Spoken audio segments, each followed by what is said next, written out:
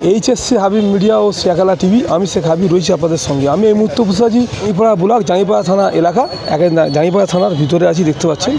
মানে 31শে জানুয়ারি 2025, মানে ফুরফুরা ঠিক তোয়া হুজুরের বাড়ির পিছনে, মানে বোনপো মানে মাসির কাছে থাকতো, মানে বড় দিদির ছেলে বোনপো মাসির কাছে থাকতো, মানে মাঠের ধারে বাড়ি, সেখানে আর কেউ থাকতো না। স্বামী কোনো দিন আসতো, কোনো দিন থাকতো, কোনো দিন থাকতো না। সে কাজে যায়নি দীর্ঘদিন, সেই কারণে মাসি বকাবকি করে।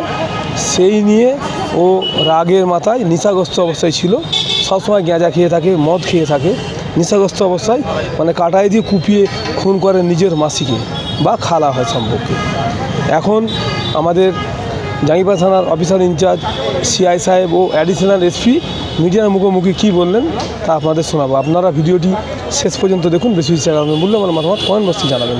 সবাইকে যে আমাদের জাঙ্গিপাড়া থানায় গত পরশু অর্থাৎ 31/1/2025 তারিখে দুপুরবেলা 2টো নাগাদ আমাদের কাছে একটা খবর আসে যে আমাদের এখানে ফুরফুরার ফুলবাগান এলাকায় এক মহিলার দেহ ওখানে পড়ে আছে ক্ষত অবস্থায়।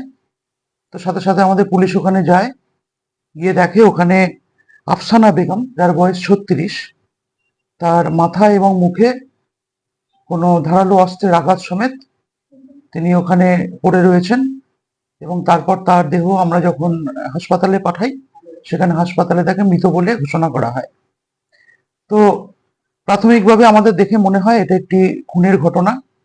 এবং তারপরে যিনি মারা গেছিলেন আফসানা বেগম, তার ভাই গোলাম হোসেন, শেখ গোলাম হোসেন থানায় একটি কমপ্লেন দেয়, এবং সেই কমপ্লেনের বেসিসে জাঙ্গিপাড়া থানায় একটি কেস শুরু হয়।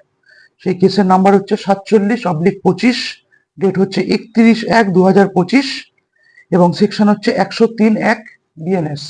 এই সেকশনে আমরা কেস শুরু করি এবং প্রাথমিকভাবে আমরা দুজনকে থানায় নিয়ে আসি জিজ্ঞাসাবাদের জন্য।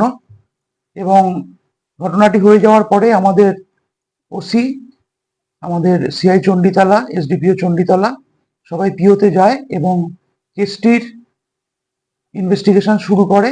এবং সাথে আমাদের কেসের আয়ও যে আছে প্রীতম দাস, সেও ছিল। তো যে দুজনকে আমরা আটক করি তাদের আমরা দফায় দফায় জিজ্ঞাসাবাদ করি। তার সঙ্গে আমরা বিভিন্ন সূত্র, আমাদের যেটা সোর্স থাকে সেই সোর্স মারফত, এবং বিভিন্ন রকম আমার ফোনের টাওয়ার লোকেশন এবং অন্যান্য জিনিস আমরা খতিয়ে দেখি।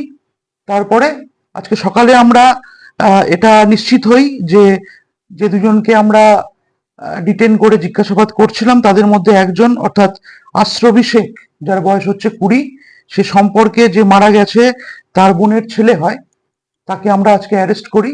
এবং সে প্রাথমিকভাবে এটা স্বীকারও করেছে যে সেই ঘটনাটা ঘটিয়েছে, এবং তাকে আমরা আজকে অ্যারেস্ট করেছি। আগামীকাল তাকে আমরা কোর্টে ফরওয়ার্ড করব, এবং আমরা পুলিশ রিমান্ডে নিয়ে আমাদের তদন্তের বাকি যে সমস্ত পদক্ষেপগুলো আছে, যেমন ধরুন আমাদের যে ধারালো অস্ত্র দিয়ে সেই ঘটনাটা ঘটিয়েছে বা অন্যান্য যে সমস্ত সূত্রগুলো আছে, সেগুলোকে আমরা এই ইনভেস্টিগেশনের মাধ্যমে প্রমাণ করার জন্য আমরা কালকে ওকে পিসি নিচ্ছি। পিসির পরে আমরা আরো জানতে পারবো যে ধাপে ধাপে ওর যে প্রাথমিক আমরা মোটিভ পেয়েছি সেছাড়াও আর অন্য কোনো মোটিভ আছে নাকি, বা ওর সাথে অন্য কেউ এই ঘটনায় যুক্ত আছে নাকি, সেটা আমরা আস্তে আস্তে জানতে পারবো পিসি পিরিয়ডে, এবং সেটা আপনাদের ধাপে ধাপে আমরা জানাবো। খুনের মোটিভটা কি, কি কারণে? দেখুন, এখনো অবধি যেটা জানা গেছে, আমরা পেয়েছি, সেটা হচ্ছে এই আশ্রবী শেখ এখানেই ফুরপুরা অঞ্চলে একটি মাংসের দোকানে কাজ করে, এবং সেদিন ভোরবেলা সে যখন কাজে যেতে চাইছিল না, তখন এই মৃতা আফসানা বেগম তাকে কাজে যাওয়ার জন্য খুব চাপ দিতে থাকে এবং তাকে গালিগালাজ করে। সেই গালিগালাজ শুনেই এর মাথা হঠাৎ করে গরম হয়ে যায়, এবং তৎক্ষণাৎ সে ঘরেই রাখা একটি কাটারির সাহায্যে ওনাকে আঘাত করে, তাতেই এনার মৃত্যু হয়। সেই কাটারিটা এখনো অবধি আমরা পাইনি, তবে আমরা পিসি পিরিয়ডে ও কোথায় ফেলেছে সেটা আমরা ওর কাছ থেকে জেনে নিয়ে সেটা কোথায় ফেলেছে বা কি অবস্থায় আছে সেটা আমরা উদ্ধার করার চেষ্টা করছি। আরেকজনকে অ্যারেস্ট করেছেন বললেন, তিনি সম্পর্কে মৃতার সম্পর্কে কি হয়? এই তো ওকেই আমি অ্যারেস্ট করেছি আমরা, আশ্রবী শেখ বলে। এ হচ্ছে এর বোনের ছেলে, অর্থাৎ বোনপো হয়, ঠিক আছে। এই মৃতার কাছেই থাকতো বিগত 3 মাস ধরে, এবং ওর সাথেই একসাথেই থাকা খাওয়া করতো। এখনো অবধি আমরা এই একজনেরই ইনভলভমেন্ট পেয়েছি, তবু আমরা ইনভেস্টিগেশন পিরিয়ডে যদি আরো কেউ জড়িত থাকে তো সেটা আমরা যদি পাই তাহলে সেটা তার এগেনস্টেও আমরা আইনানুগ ব্যবস্থা নেব। এখনো অবধি একজনের নামই পেয়েছি আমরা।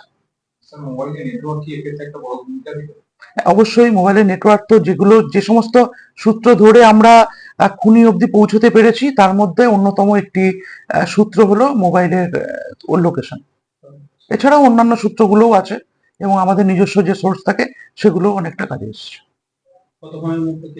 হ্যাঁ, এটা একটা বলার বিষয় যে 31 তারিখ অর্থাৎ পরশুদিন 2:30টার সময় আমাদের কাছে ঘটনাটি আমরা জানতে পারি এবং আজকে আমরা বিকালের মধ্যেই ঘটনাটি পুরো কি হয়েছে পুরোটা জানতে পারি। অর্থাৎ বলতে পারেন 48 ঘন্টায় আমরা পুরো কেসটির কি ঘটনা ঘটেছে আমরা এবং আসামি আমরা 48 ঘন্টার মধ্যেই অ্যারেস্ট করেছি।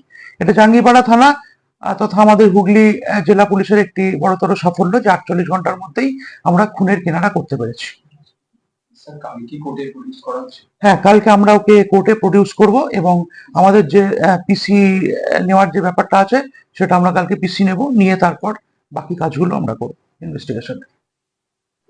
আমি কৃষাণু রায়, অ্যাডিশনাল এসপি হুগলি রুরাল।